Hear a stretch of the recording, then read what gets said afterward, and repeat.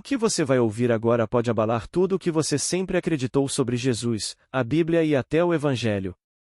Severino Celestino, um dos maiores estudiosos da espiritualidade e das religiões, nos entrega aqui uma das revelações mais profundas e ignoradas da história. Jesus nunca foi cristão. Ele era judeu. Um mestre talmúdico. Um intérprete da Torá. Um médium conectado à fonte. Por trás das bem-aventuranças, dos milagres, das parábolas, havia um código. Um código escondido por séculos na tradição oral judaica. E o Sermão do Monte não era um discurso para os fortes. Era um grito de esperança para os miseráveis, os analfabetos, os doentes. Mas com um aviso velado: não vim destruir a lei. O que Jesus quis dizer com isso? Prepare-se. Este vídeo vai te levar para dentro das raízes ocultas da mensagem do Cristo. E talvez, pela primeira vez, você vai entender o Evangelho como ele realmente é. Assista até o fim. E se essa revelação te tocar, comenta aqui embaixo. Você está pronto para reencontrar Jesus em sua origem?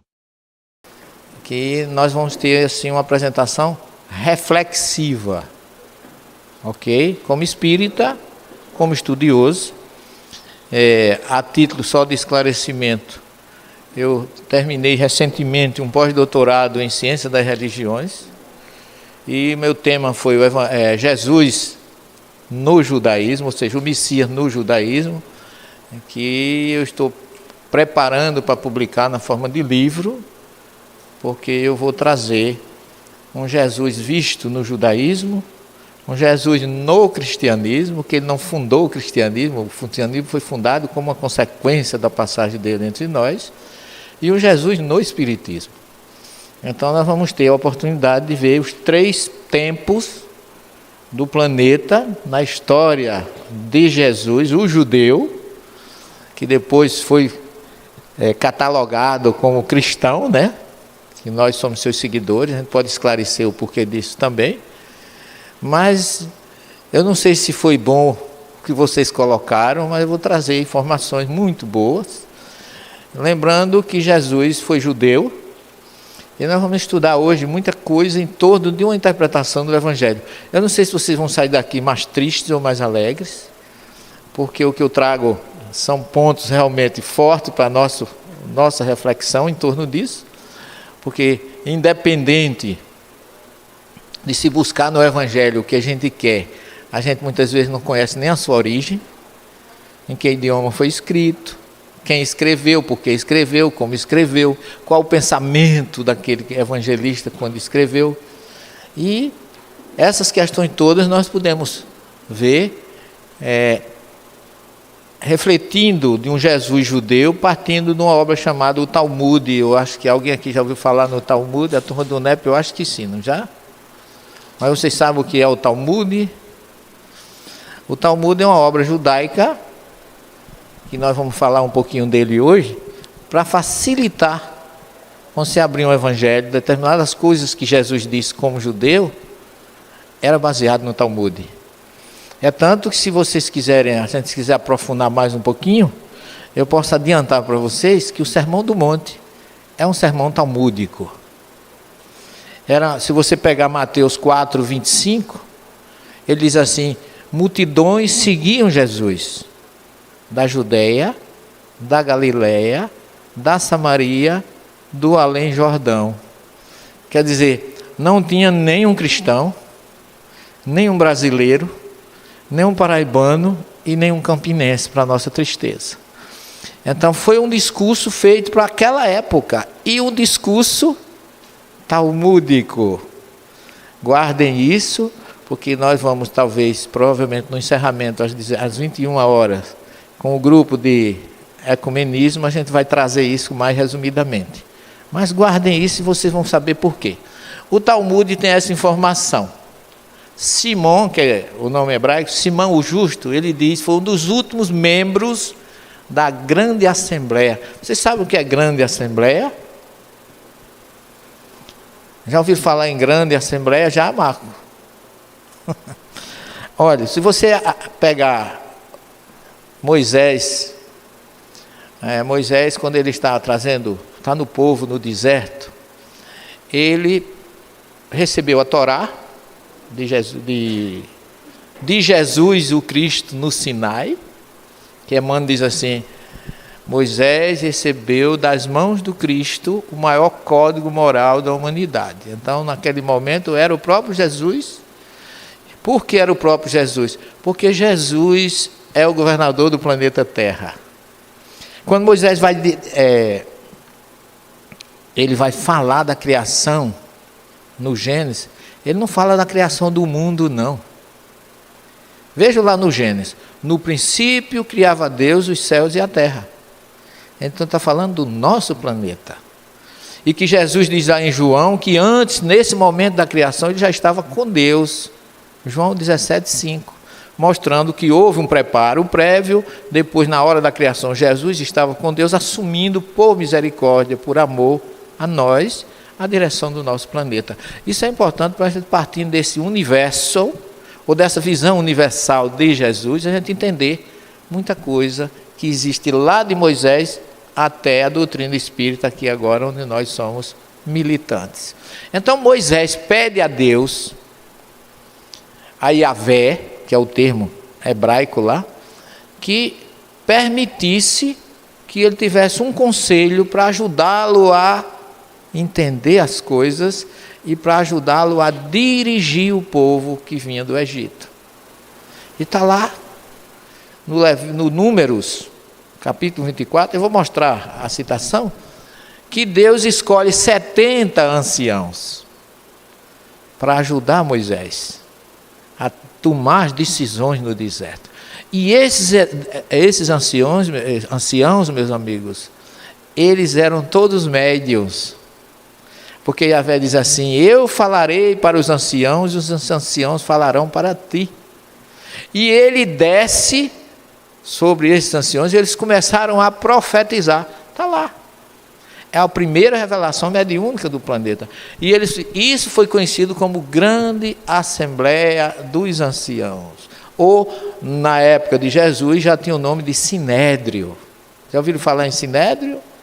Então, é para vocês entenderem o que é que ele dizia. Ele costumava dizer: o mundo apoia-se sobre 3 coisas: o estudo da Torá, o serviço a Deus e a caridade. Será que isso tem alguma coisa diferente do que Jesus ensinou? Vocês se lembram? Vamos pegar isso aqui. Eu vou adiantar mais um pouquinho, porque daqui, desse estudo, porque isso está no Talmud, olha em que se suporta o mundo. O estudo da Torá. O que é a Torá, vocês sabem? Nunca digam o Torá, mas a Torá. A palavra hebraica é feminina. É o quê? Os primeiros, quem falou? Pronto, tem um prêmio de consolação no final, viu? Os primeiros 5 livros da Bíblia, que a gente chama de Pentateuco: Gênesis, Levítico, Número e Deuteronômio. Quer dizer, segundo os sábios do Talmud, o mundo se apoia primeiro no estudo da Torá, que na verdade Torá é revelação divina, não é lei. Então, o mundo se apoia sobre o estudo, o serviço a Deus. Será que Jesus falou disso alguma vez? Será que Jesus falou desse serviço? Ele lavou os pés dos discípulos e disse assim: eu faço isso para que vocês façam uns aos outros, porque quem quiser ser o maior, seja o servidor de todos. Então o verbo servir, lá do Talmud, foi usado por Jesus. E ele começa dizendo, se você for analisar o Sermão do Monte, que ele começa com as bem-aventuranças, que na verdade aquela tradução não é propriamente bem-aventurança. Ele está falando de consolação, exortação, ir em frente, porque o povo estava sofrido, acabrunhado, oprimido, escravizado pelo romano. Então Jesus não podia chamar aquele povo de feliz, é o que Kardec diz no capítulo 5, quando ele diz assim, que não se dá para entender que Jesus dissesse que é preciso sofrer para ser feliz. Porque não é bem-aventurados os que sofrem. Está lá capítulo 5 do Evangelho. E Kardec faz uma reflexão. Por que é que você, para ser feliz, tem que sofrer? Foi isso que Jesus disse? Claro que não. A expressão bem-aventurado que está lá é o verbo hebraico achar. No Salmo, achirei, que é a expressão usada no original, achirei no Salmo é feliz, bem-aventurado. Porque Davi exalta aquele que anda com Deus, aquele que segue ou realiza aquilo que Deus determinou, esse é bem-aventurado. Agora, no sermão, não. Jesus está dizendo, não desistam, vão em frente, que se existe um reino humano opressor, existe um reino espiritual libertador, que ele chama reino dos céus ou mundo espiritual. Então ele dá essa exortação, depois ele diz assim, vocês são importantes. Vocês são o sal da terra e a luz do mundo. Ele não quis dizer que nós estávamos desamparados, não. Ele veio porque nós somos importantes na obra dele. E quando ele diz, vocês são o sal da terra e a luz do mundo, aí ele entra no Talmud. Porque você pode observar que depois que ele fala de luz do mundo, ele diz assim, não julgueis, Mateus 5,17, que eu vim destruir a Torá, nem os profetas. Eu vim aperfeiçoar. Então eu não vim destruir, nem a Torá, nem os profetas. Porque não passará um só iude, que é a menor letra do alfabeto hebraico, da Torá, até que tudo seja cumprido. Então ele diz que tudo que tem na Torá é importante. Então Jesus está dizendo que 3 coisas se apoiam o mundo, estudo da Torá. Ele nunca destruiu nem desvalorizou. Agora, a interpretação, porque existem 2 Torá. A Torá escrita, que são os 5 livros que a menina ali falou, e a Torá oral, que é a interpretação da Torá escrita. Ficou claro isso aí? Nós vamos avançar um pouquinho. E o servir a Deus é exatamente, se você quer ser o maior, seja o servidor de todos. E a caridade. Jesus diz, quando fores fazer a tua oferta, o teu serviço, faz em secreto. Então Jesus está aperfeiçoando o que tem na Torá e na Torá oral, porque ele não diz assim, leste o que está escrito. Ele diz, ouviste o que foi dito pelos antigos, porque existia uma interpretação já antes dele, e ele tinha que dar a dele para fechar. Ouviste o que foi dito, ama teu próximo e odeia o teu inimigo. Ama teu amigo e odeia o teu inimigo. Aonde é que tem isso escrito na Torá? Em canto nenhum, mas o povo usava isso naquela época, na interpretação oral. E quantas interpretações orais existem? Vocês sabem? Vamos ver. Daqui deriva os chamados 5 verbos da vida. Quais são os 5 verbos da vida? Ouvir, calar, assimilar, praticar e ensinar. Ouvir é o primeiro, calar é o segundo. Isso para as mulheres é terrível, mas a gente tem que entender que, né? Ouvir e calar. Terceiro, assimilar. Assimilar significa o quê? Apreender. Tomar conhecimento. Conhecereis a verdade e a verdade vos libertará. Depois de você ouvir, calar e assimilar, você tem que praticar. Porque se você não pratica, você não tem autoridade para ensinar. E a gente gosta sempre de começar ensinando. É ou não é? Você precisa fazer assim. Sem mostrar como se faz, porque faz nem como se faz. Então, só para vocês terem uma ideia, a gente vai. O Talmud, isso aqui é o texto original, porque eu gosto de mostrar de onde eu tiro.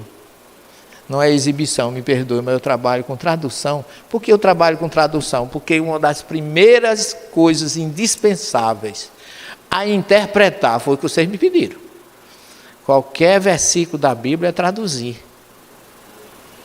Se você não traduz, já pega uma tradução do outro, cada cabeça, cada mundo. Então, se você não conhece o texto original, eu vou pedir a você que tenha paciência E eu também não estou dizendo aqui que eu trouxe a última interpretação, longe de mim, essa condição. Eu sou mais um sofredor com vocês. Porque daqui a pouco nós vamos ter mais condições de ver isso. Aqui está escrito, Hu Hayá Ome. E ele falou, ou ele disse, ele quem? O rabino. Al Shiloshá Devarim. Sobre 3 coisas, ou 3 palavras, Haolam Omed. O mundo se sustenta. Sobre 3 palavras, o mundo se sustenta. Palavra ou coisas. Al-HaTorá, sobre a Torá ou a revelação divina. Ve'al Havodá, o serviço, o servir, o trabalho. Ve'al Gemilut Hassadim, e a caridade, o bem ao outro. Será que Jesus, tudo que ele disse, foge alguma coisa disso? Então eu quero dizer que Jesus era também um rabino talmúdico. E ele tinha que ser, ele tinha que conhecer tudo isso. Mas a gente vai avançar um pouquinho. Esse é o Jesus que nós conhecemos. E eu trouxe essa foto, que eu acho essa foto, a gente pode falar 2 horas sobre essa foto. Sobre esse diapositivo. Vocês estão vendo aqui um barco com ondas muito fortes, uma escuridão como se fosse noite, e um grupo que vê Jesus, pede socorro a Jesus. Não é assim? Quem é que está nesse barco? Quem? Os discípulos? Pode ser. Quem mais?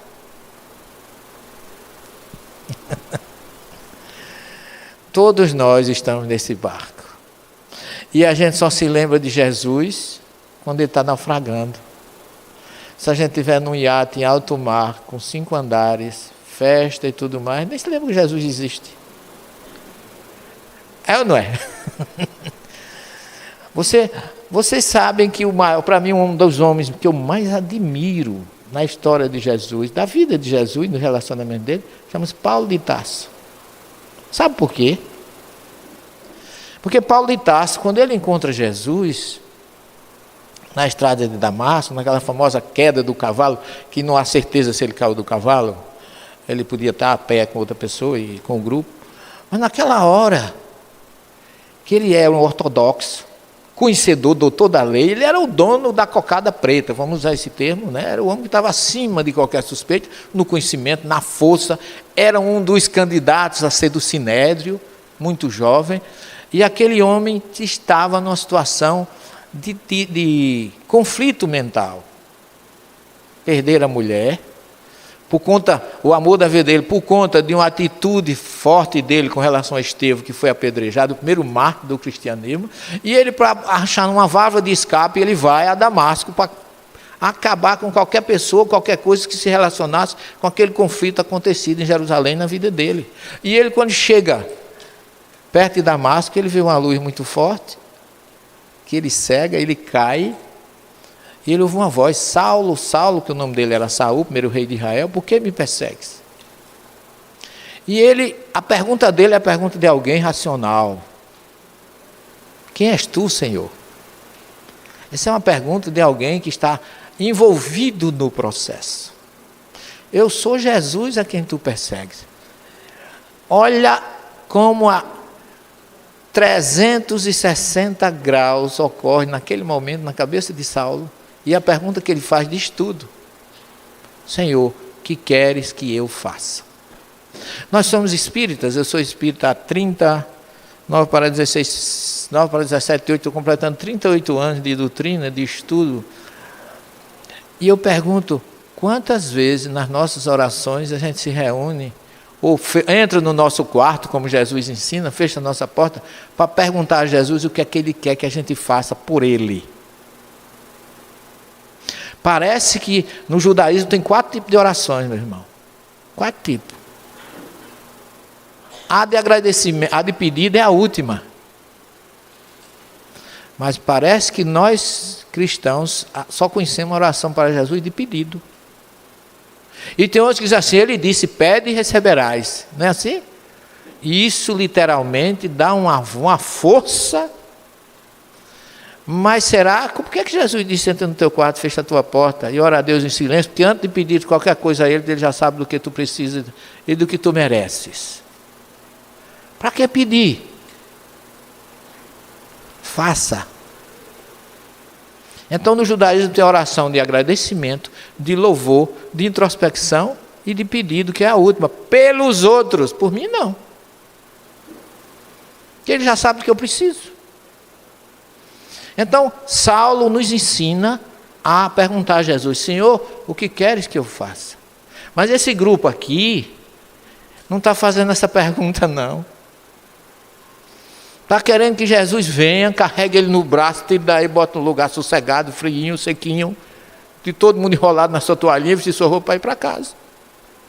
Quer dizer, a gente quase sempre só se lembra dele no momento da insegurança.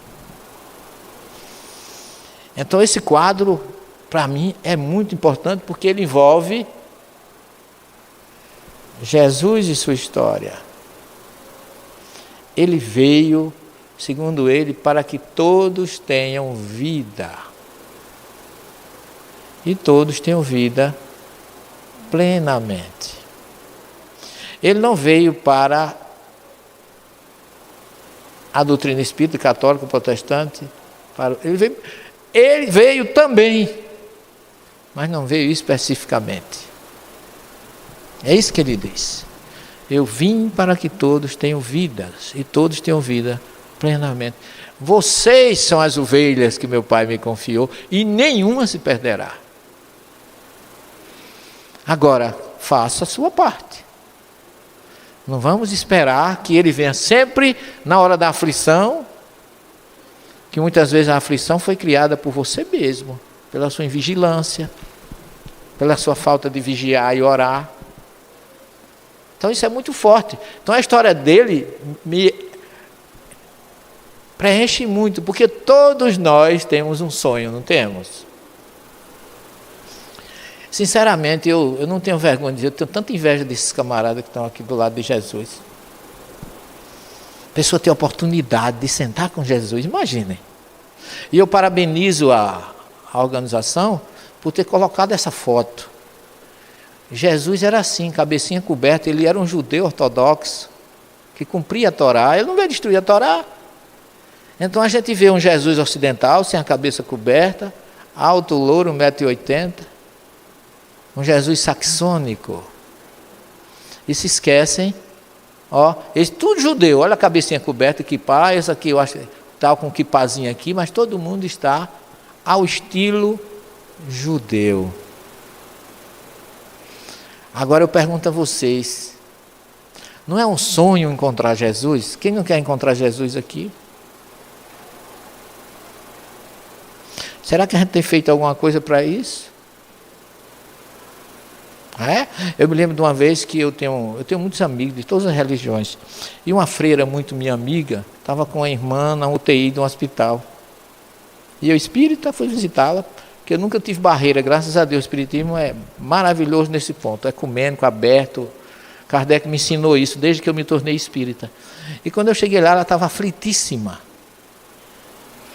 Professor, eu acho que ela hoje não chega ao final do dia. Ai meu Deus, eu ia ir no corredor e vinha, não parava. Eu digo, minha irmã, a senhora acredita em Jesus? Claro. E por que a senhora está tão aflita? A senhora não acha que se ela morrer hoje, ela vai para os braços de Jesus, não? Será que a senhora não está atrapalhando que ela se encontre com Jesus? Porque todo mundo quer se encontrar com Jesus. Eu gosto de ser assim, tem que morrer, aí o cara já faz uma ressalva. Eu às vezes fico pensando, se Jesus entrasse aqui agora, dissesse assim, parabéns pelo encontro, eu quero dar um prêmio a vocês, eu vim buscar vocês.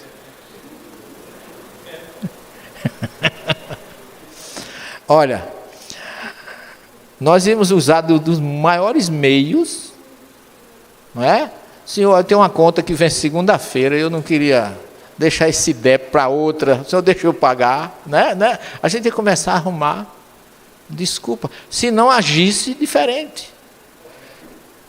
Ou então, como eu fico imaginando alguns determinados presidentes de casa espírita, que eu também sou, se Jesus entrasse com Pedro na sala e dissesse assim: eu sou Jesus, isso aqui é Pedro, vim visitar a sua casa. O cara olhava assim por baixo dos óculos, dizia: eu já vi todo tipo de obsessão, mas essa para mim é nova. Os caras dizendo que é Jesus. Quer dizer, é preciso que a gente tenha realmente isso nas mãos, para que a gente não faça como a maioria, porque Jesus não escolheu ninguém com PhD. Eu falei no início do meu pós-doutorado, porque eu estou fazendo um trabalho em cima disso. Eu acho bom a gente discutir e até me apresentar, porque eu sou espírita e sou, nas horas vagas, odontólogo, professor de universidade já há bastante tempo. Mas a minha ligação aqui com vocês é a doutrina, é a religião. Tá certo? Então, quando eu falo disso, eu me lembro que não tinha nenhum desses que fosse, muitas não eram nem graduados, não tinham nem formação. Mas Jesus transformou todos em grandes PhDs. Porque até ele ser crucificado, eles não acreditavam muito nele, não. Depois da crucificação, eles despertaram. Aí passaram a ser apóstolos, não deixaram de ser discípulos, passaram a ser apóstolos, e todos deram a vida por ele. Isso mostra que eles foram. E aí criou-se com isso o conhecido provérbio: Jesus não escolhe os capacitados, ele capacita os seus escolhidos, seja quem for. E aí foi isso que ele fez. Então, eu fico às vezes estudando essas questões e eu faço algumas perguntas. Por exemplo, por que Jesus iniciou seu ministério na Galileia, especificamente em Cafarnaum? Por que ali? Ele era galileu, tudo bem, mas ele criou-se em Nazaré, nasceu na Judéia, criou-se na Galileia, em Nazaré. É porque ele começa em Cafarnaum. Deve ter havido um motivo. Não vou responder agora. Por que a Samaria foi tão ignorada pelos evangelistas? Vocês sabem a importância que teve a Samaria para o povo hebreu, para o galileu, para o judeu? Vocês têm ideia da importância que ainda hoje representa a Samaria? Porque Mateus discriminou os gentios e os samaritanos. Mateus era quem? Um dos discípulos de Jesus, que foi evangelista, cobrador de imposto, publicano. Não é isso? Concordam? Mas Mateus, ele foi discriminador. Ele narra no capítulo 10 do Evangelho que Jesus tinha dito, que eu acho difícil que Jesus tenha dito isso: ide pregar o Evangelho, ressuscitar os mortos, conduzir os espíritos sofredores, dar de graça receber, não leve sandália, não leve ouro, nem duas túnicas, nem duas sandálias, não vá aos gentios, nem à terra dos samaritanos. Será que Jesus disse isso? Será que o samaritano e o gentio não era do projeto de Jesus? Será que foi Jesus que disse isso mesmo, Marco? Ou Mateus colocou isso aí, vendo o seu lado galileu, que o galileu e o gentio era meio assim, Tom e Jerry na história da humanidade. Eles não se davam. Isso aí é uma história que dá outro seminário, não vou entrar, né? Mas a gente tem, são perguntas que eu faço, porque a gente tem muito de pegar o Evangelho e dizer: Jesus disse. Será que Jesus disse isso? Será que a gente está conhecendo o Jesus a fundo, para saber que a missão dele era salvar a todos? Porque queria fazer essa diferenciação. Será que na prática Jesus agiu assim? Porque ele disse: não vá à terra do gentio e do samaritano. E ele não começou a missão dele conversando com uma mulher samaritana? Ele não criou a maior parábola mais bela, que está lá em Lucas, sobre os samaritanos? Como é que Jesus ia dizer isso? Então, Jesus está dizendo uma coisa aqui, fazendo outra do lado de lá? Eu sou espírita, mas eu acho que cabeça, além da racionalidade que Kardec coloca para a gente, tem que colocar que cabeça não é para separar as orelhas, a direita da esquerda, não, é para usar, raciocinar, refletir. E se a gente não entende um Jesus hebreu, judeu, a gente não vai entender o Evangelho. E como vocês me pediram para falar de interpretação, eu estou trazendo esses pontos para essas meias bombinhas para vocês irem refletindo, Marcos e companhia. Vamos mais na frente. Por que João tentou colocar os judeus contra Jesus? O João que eu falo aqui é o discípulo bem amado, o quarto evangelho. Por que eu estou colocando isso? Por que é que ele disse lá na introdução do seu evangelho, que ele já começa citando os judeus e dizendo: veio para o que era seus e os seus não receberam? João diz que Jesus veio para o que era seu e os seus não receberam. Quer dizer, ele levanta uma lebre de colocar Jesus contra os judeus. Mas ele era judeu. João não era. Então são coisas que eu levanto assim no meu travesseiro. Isso aqui é a cidade de Cafarnaum, vista lá do Monte das Bem-aventuranças, lá do alto. Aqui fica onde era mais ou menos a casa de Pedro, aqui uma igreja ortodoxa grega hoje. E porque Jesus começou aqui... Cai não, Fábio, cai não. Você está ficando nervosa e eu também. Isso aqui é Cafarnaum, olha que lugar. Mar da Galileia, aquela igreja, a casa de Pedro, aqui onde tem essa igreja, tudo isso aqui é Cafarnaum. Fica a 32 quilômetros mais ou menos de Nazaré, na Galileia. E Jesus deixou sua cidade e foi para aqui, começar a missão dele é aqui, coincidindo com o que um médium, 850 anos antes dele, já falava, o profeta Isaías: terra de Zabulon e Naftali, sobretudo descerá uma luz. A terra de Zabulon e Naftali ficava aqui, às margens do mar da Galileia, onde é Cafarnaum. Mas por que ele escolheu a Galileia, que inclusive tinha a alcunha de Galileia dos gentios? Por que ele não foi? Por que é que ele não foi? É tanto que hoje se chama Cafarnaum, cidade de Jesus. Nunca foi. A gente chega lá, tem essa placa. Jesus nasceu em Belém, criou-se em Nazaré e começou seu ministério aí. Se dissesse assim, cidade onde Jesus iniciou a sua missão, eu ficava quieto. Agora, os galileus eram pobres, discriminados, analfabetos e doentes. Será que tem justificativa maior para Jesus ir para lá? Por que é que ele não foi para Jerusalém?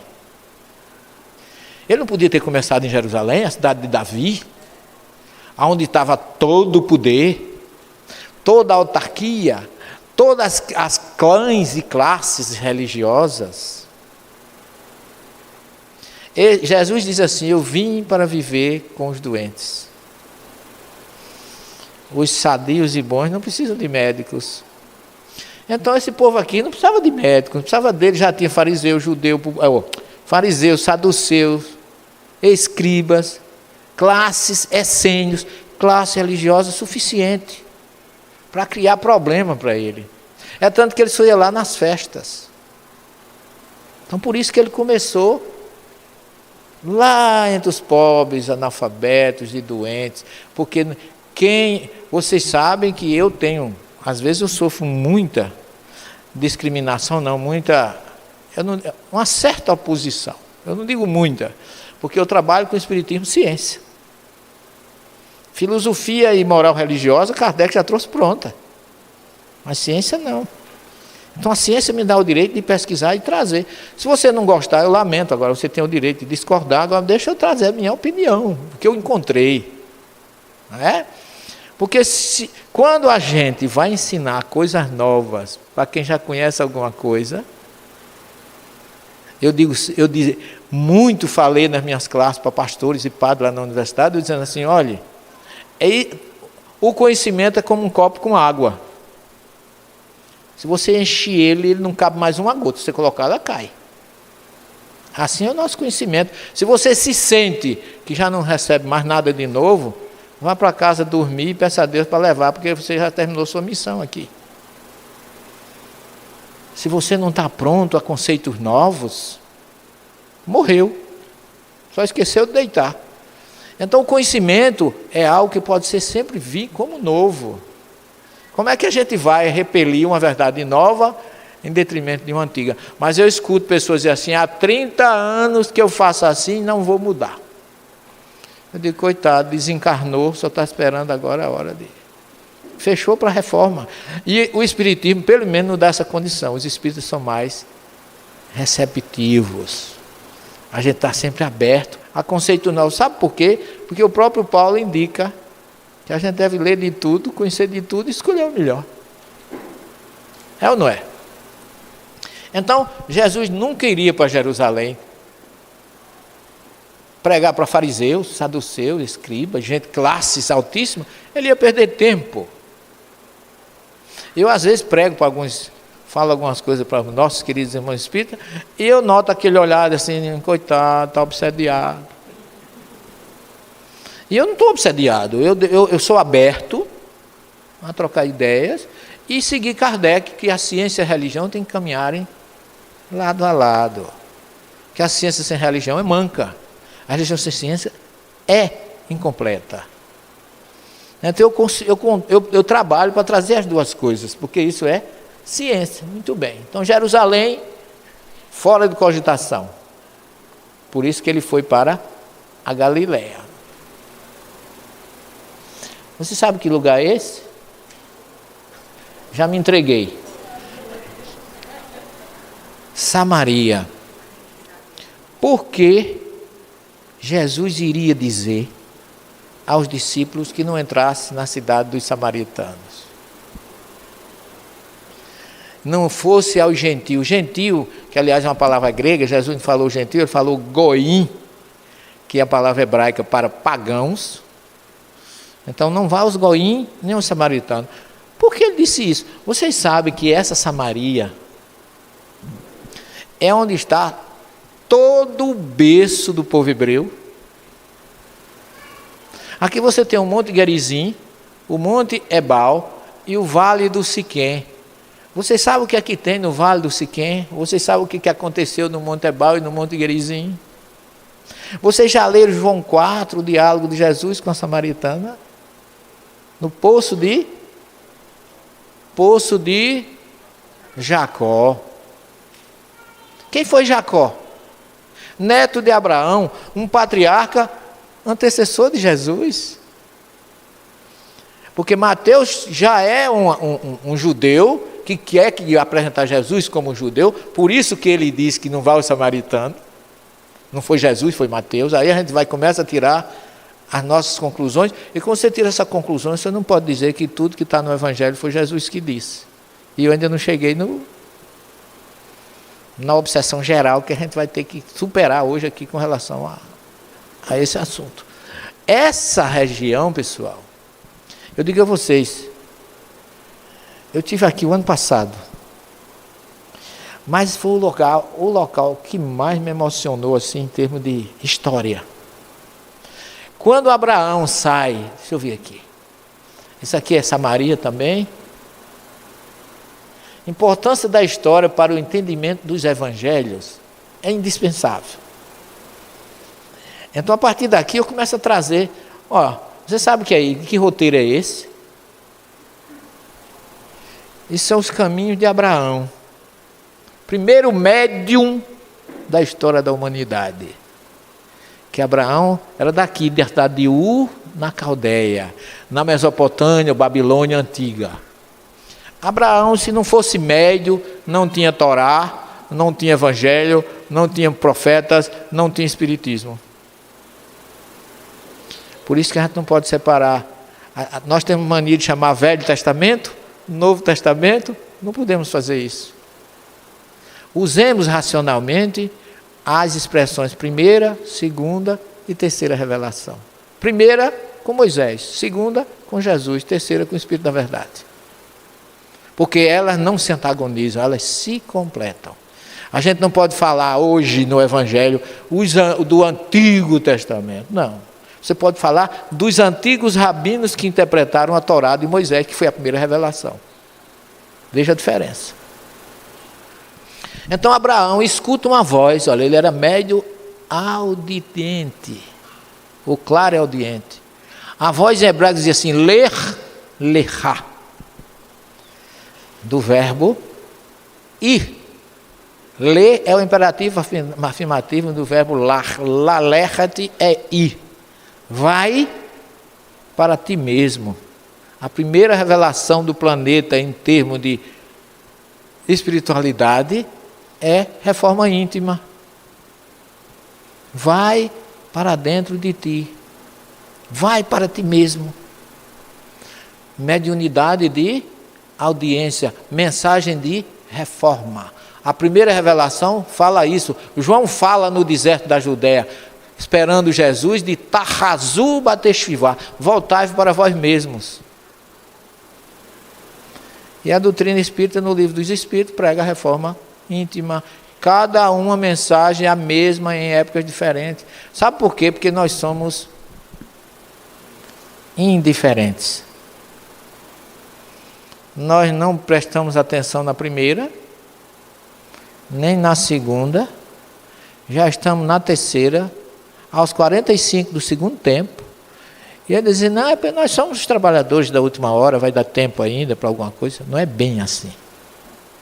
Nós já somos a reminiscência da misericórdia do Cristo, não temos mais tempo para protelar nada. Então, continuando, ele vai até ali, porque aqui é Síria, e desce e chega a Siquém. Você sabe onde é que fica Siquém? Na Samaria. Isso aqui é Siquém. Monte Ebal, Monte Gerizim. Moisés chegou aqui na Samaria. Então a história do povo hebreu começa na Samaria. É porque ninguém fala disso. Você sabe que o poço de Jacó, o diálogo de Jesus com a samaritana foi aqui, gente, nesse vale. Foi aqui que José está os ossos de José, que veio do Egito. Foi aqui que Josué chegou com as 12 tribos e dividiu as terras. Então, Jesus não poderia ser indiferente a algo tão importante na vida dele e na história do povo dele. Então, porque eu pergunto, por que é que Mateus disse que ele não vá ao gentio nem ao samaritano? Por que queria fazer isso? Negar todo um passado?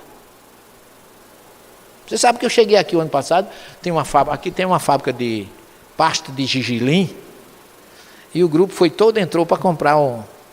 E eu fiquei observando esse vale e emocionado, as lágrimas desciam. Porque eu digo, meu Deus, quanta história espiritual importante está sendo perdida aqui. Aquele diálogo de sofrimento daquela mulher lamentando a discriminação que sofriam, porque quando Jesus pede água a ela, ela diz assim, Senhor, eu sou uma samaritana. Como é que você está me pedindo alguma coisa? Como, judeu não se dá com samaritano. E Jesus quebra o paradigma, mostrando que o amor está acima de tudo. E que ele não veio para separar, mas para unir. Então, quando você vê a própria história desse povo, gente, já recomenda muito entendimento do nosso Evangelho, Marcos.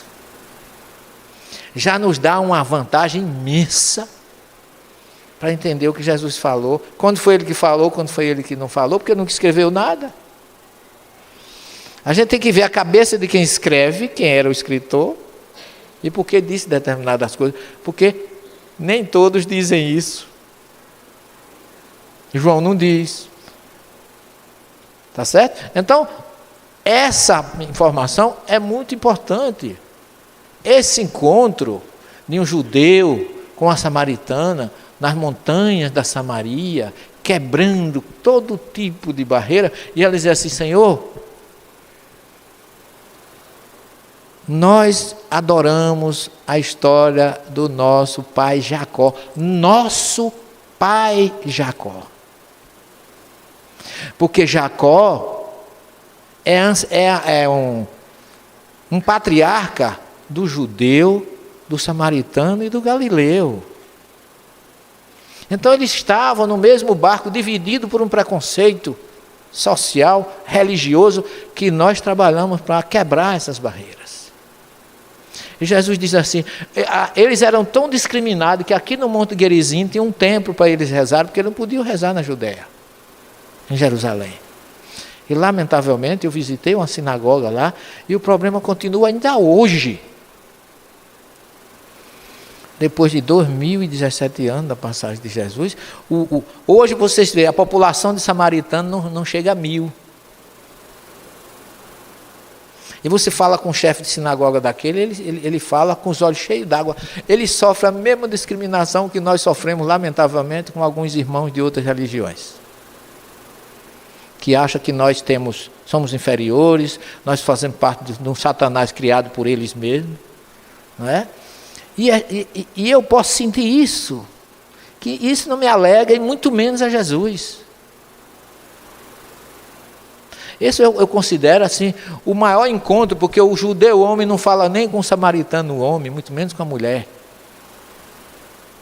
Um judeu homem não fala com o samaritano homem. Agora um judeu homem falar com uma mulher samaritana, porque o judeu homem não fala com a mulher judia. Ele é superior, ele não aperta a mão dela. Os ortodoxos, por causa da própria Torá, que diz que durante o período em que a mulher passa por aquele seu ciclo mensal, ela está impura. E para ele não perguntar a ela se ela está ou não está, ele prefere não tocar nela. Então tudo isso Jesus quebrou aqui, com essa passagem que mostra que ele nunca disse não vá pelo terreno dos samaritanos, porque ele mesmo foi a primeira revelação dele. Foi nessa época. Está aqui no vale do Siquém, no poço de Jacó. E esse poço, gente, é a maior prova arqueológica, geográfica do planeta, da passagem de Jesus. Porque esse poço está lá, vivo, ainda hoje você toma água dele. Você quer referência bíblica, histórica, arqueológica e geográfica maior do que essa? Você chega ali e toma de uma água que a mulher ofereceu a Jesus. Hoje ainda. Então, Jesus jamais poderia negar ou concordar com essa separação entre um povo que tem muita ligação. E o que é interpretação? Não fiquem tristes, mas os sábios judaicos afirmam que a Bíblia pode ser interpretada por mais de 70 maneiras diferentes.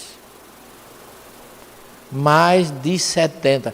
No entanto, os caminhos da interpretação do texto bíblico são 4. Gente, eu estou falando de mais de 70 maneiras diferentes para aqueles que conhecem o idioma e sabem traduzir. Porque interpretar um texto significa, a primeira parte de uma interpretação de um texto é traduzir o texto. Não fiquem tristes, mas vocês imaginem mais de 70 maneiras diferentes de interpretar. E ele diz que, resumidamente, eles traçam 4 caminhos para servir de roteiro para a interpretação. Esses 4 caminhos eu apresento assim. Tem um caminho vermelho, caminho é lilás, como é a mulher que sabe de cor, eu não entendo. É lilás, é bordô, tem umas coisas assim que uma coisa não é outra. É prata cairo, eu não sei o que é prata cairo, mas vamos estar vermelho, lilás, pode ser lilás? Pode. Se vocês concordarem, eu continuo. Amarelo, que é o sinal de alerta, e o verde. Cada caminho desse é um nível de interpretação que existe na Torá. Porque os rabinos dizem que a Bíblia é um pomar. Funciona como um pomar, um jardim, que você entrando nele, você conhece as plantas, o rio, tudo que tem ali vale a pena. Então, esse pomar é chamado de pomar do conhecimento. Se você não conhece, você vai se perder. Você pode comer uma fruta venenosa, que você não conhece.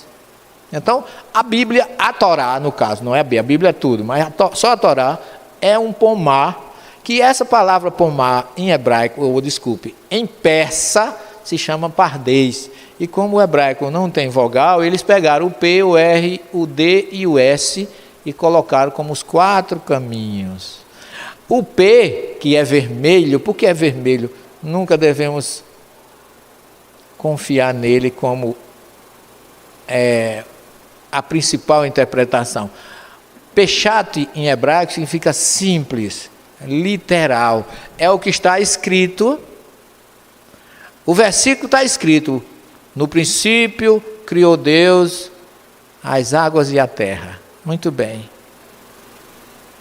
Será que eu posso ficar satisfeito com isso? Com essa informação? Está faltando alguma coisa nessa informação? Tá, não está? E se você for pegar, vai estar dizendo lá: no princípio criou Deus os céus e a terra. E eu vou ler lá na minha tradução: no princípio, quando criava Deus as águas e a terra. Já é outra coisa. Que Deus não criou, Ele continua criando. Onde você jogar uma colher d'água, uma gota d'água numa colher de terra, vai surgir uma vida. Significa que Ele continua. O processo da vida é contínuo. Por isso que nós somos criaturas de Deus, mas co-criadores com Ele. Daí a nossa responsabilidade com a natureza, com os rios, com as águas, etc, etc. Então, literalmente, não me diz muita coisa não. Aí eles partem para o segundo nível, que é o lilás, que eles chamam de remês, que é o R. Significa aquele entendimento tendencioso. Por exemplo, no princípio criou Deus, ou criava Deus as águas e a terra. Mas aí, no princípio quando? Parece que a palavra no princípio já é uma palavra que quer dizer alguma coisa, mas acaba criando um código. No princípio não está. Se você perguntar assim: quando você chegou a João Pessoa? Eu digo: no princípio.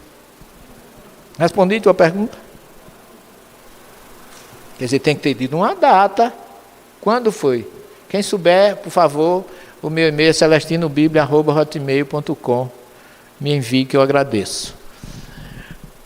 E esse terceiro nível, que é o derush, ou midrashico, que é o nível agádico também, que vem de agadá. Agadá é do verbo hebraico leagide, que é narrativa, história.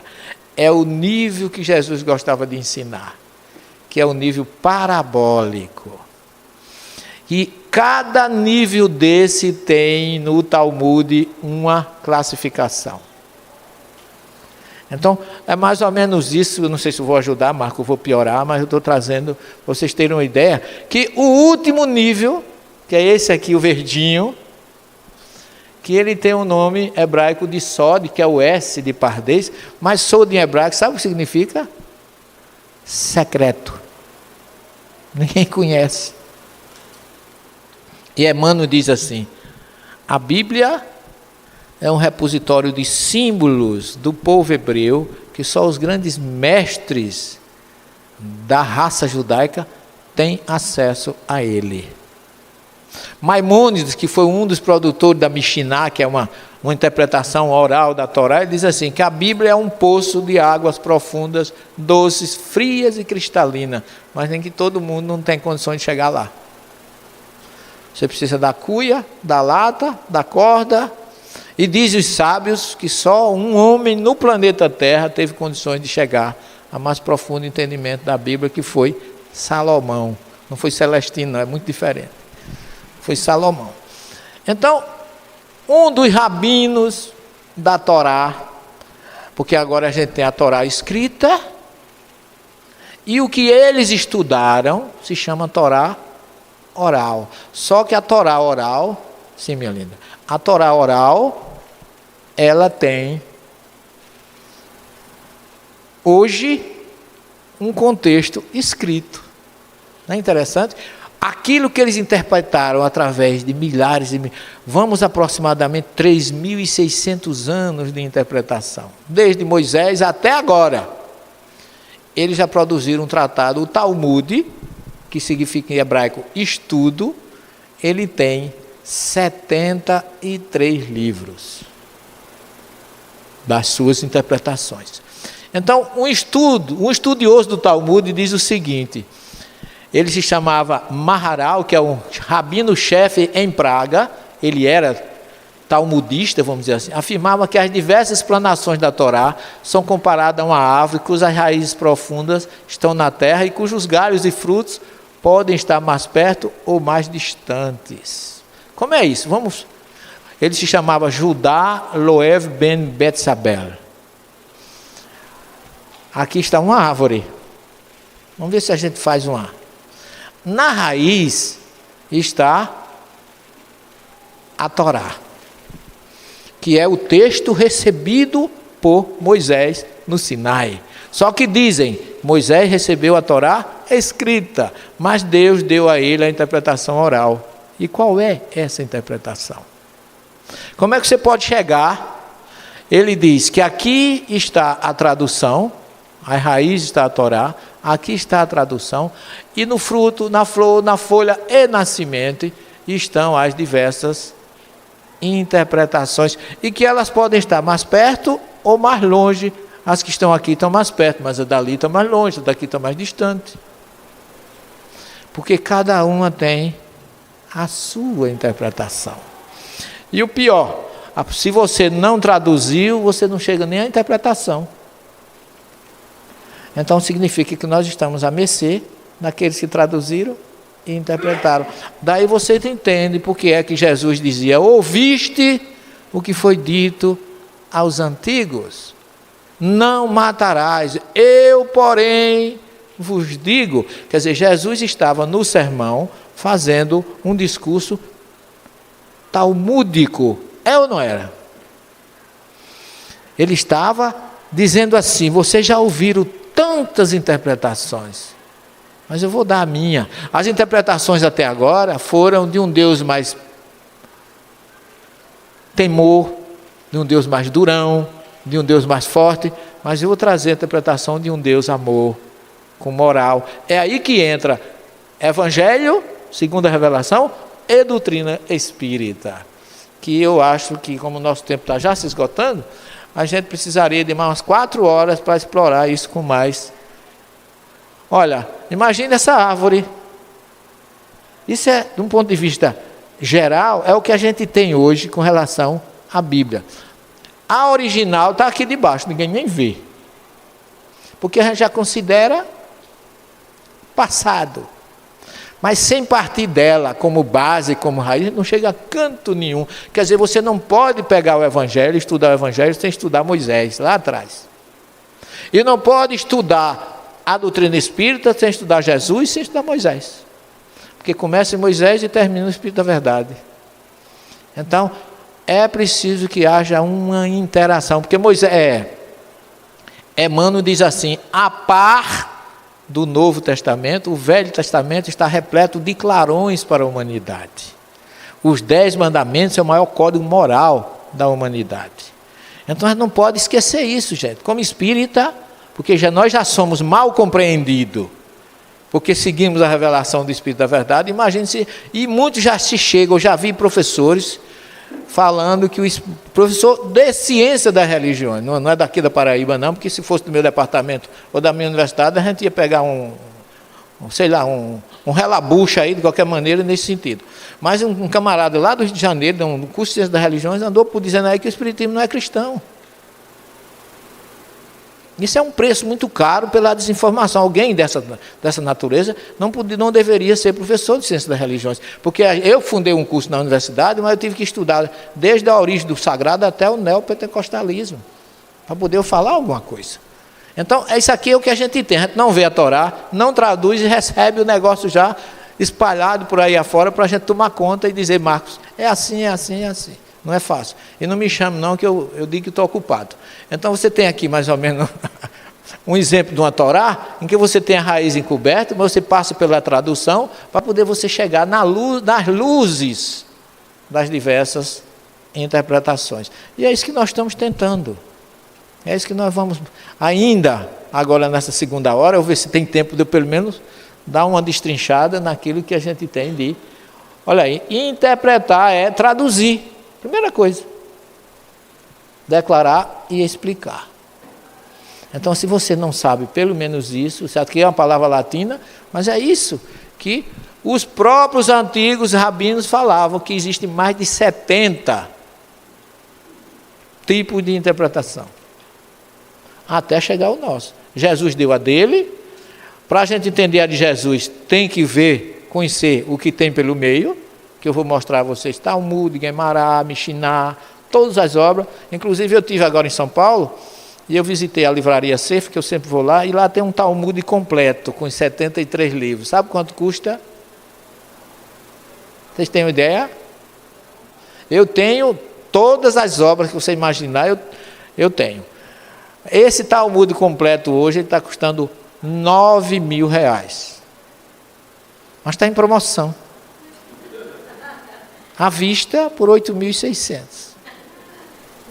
Para quem quiser comprar. Está na Alameda, Barro 735, lá no bairro da Santa Cecília, em São Paulo. Estive lá segunda-feira, para ser mais claro. Segunda-feira passada eu estive lá. Comprei até algumas coisas a mais, porque sempre que eu vou lá eu compro. Porque eu busco Jesus em sua essência, começando do Espiritismo, passando pelo Evangelho e na sua origem. Porque quem quiser me conhecer, tem que ir a Lagoa Grande, saber onde eu nasci, no pé de serra onde eu fui inaugurado, para poder saber porque eu sou assim, estou assim e busco essas coisas. Agora, acho que o maior discurso do planeta ainda é o Sermão do Monte. Então eu convido vocês para a gente continuar na segunda parte. Até aqui, muita coisa já foi explicada. Jesus não rompeu com o passado. Ele deu continuidade a uma linhagem espiritual milenar, a dos profetas, dos rabinos, dos médiuns. Seu discurso no monte era talmúdico. Seus atos profundamente conectados ao espírito da lei. Mas aqui entra o ponto mais chocante. A religião que levou seu nome talvez tenha deturpado sua missão. Celestino nos mostra que os discípulos de Jesus nem sempre entenderam sua mensagem. E que o verdadeiro Jesus não foi aceito em Jerusalém, porque falou verdades que incomodavam. Você já se perguntou por que ele começou em Cafarnaum? Por que escolheu pobres, doentes, mulheres, samaritanos? É porque ele sabia que o verdadeiro templo estava dentro. E ele sabia que o tempo era curto. Respira fundo e medita sobre o assunto, porque o que virá na segunda parte do vídeo é o ouro. Um Jesus humano, mais espiritual. Firme, mais amoroso. Que ensinou sem destruir. Que tocou sem segregar. E que hoje talvez ainda esteja esperando que você se reconecte com a essência dele. Assista ao vídeo 2 na sequência aqui no canal.